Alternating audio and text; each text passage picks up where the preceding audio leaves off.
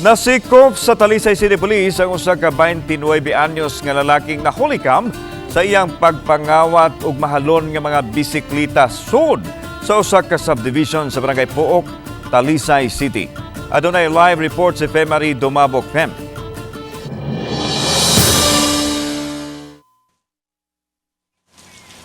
Nasuta sa Talisay City Police nga dili lang day kadto ang unang higayon nga nangawat og mountain bike ang maong suspetsado kundi ika na po nga higayon na di ay kadto. Sa nahipos nga CCTV footage sa Talisay City Police, makita kining lalaki nga may gipangita sa parking area pasado alas 3 Lunes sa kadlawon.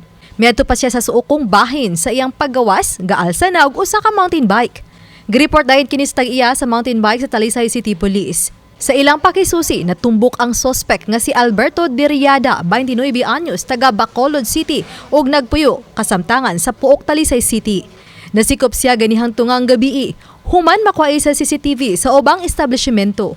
Nasutaw sab sa kapulisan nga napo na di ay ka mga mountain bike ang iyang nakawat sa maong dapit.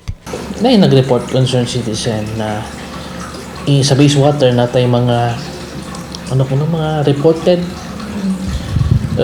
Gi-report ni na doon sa gwardiya but the guard failed to report the police for siguro mga 2 months na. Ang concerned citizen pumunta na dito kasi walang action yung subdivision ba, ang guard. Sabihin lang, yes ma'am, i-report namin, pero dito sa atin walang report. Giyangko sa dinakpan ng salaod. Matod pa niya nga napugos siya sa pagpangawat kay maawayan siya sa iyang kapuyo kun walay kwarta. Ingnan ko sa paabot ka. Ayaw sige, na ako. Ikaw po nung ni. Lagi ba? Manasa nga, in love mo sa babae, ma'am. Love ka sa babae, ito mo nang ngawat naman. Pila ka ba, regunda na niyong ikawat? Ano man to, pito ka po. Napulo man daw. Nag-account sa mga tag-iya. Pito. Nabawi na sa kapulisan ang duha ka mga mountain bike nga nakawat. Apan ang 8, lakip ang nakawat gahapon ang wala pa. Pipila sa nakawat iyang giprenda sa usa ka pawn shop sa Tabunok sa kantidad nga tag 3,000 pesos ug 2,000 pesos. Ang matag mountain bike gibanabanang mo kantidad sa 30 ngadto sa 40,000 pesos matag usa. Gipang prenda ni mo asa man? Pag-asa, ma'am. Tanan yun? Oo, ma'am. Or napoy sa mga balay-balay? Ano naman, kuha naman, ma'am.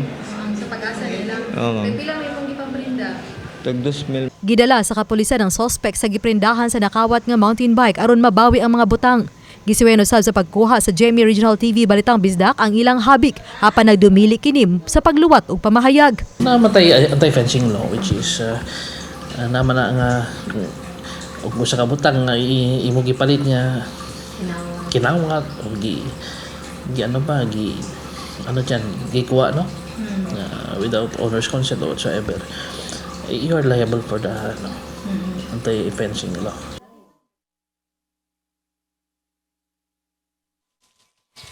Awhag sa hepe sa Talisay City Police ngadto sa mga mabiktima og kawat sa pag-report gidayon ngadto sa lang buhatan kun mabiktima man alang sa dinaliang aksyon. Okay na, salamat, Femari Dumabok.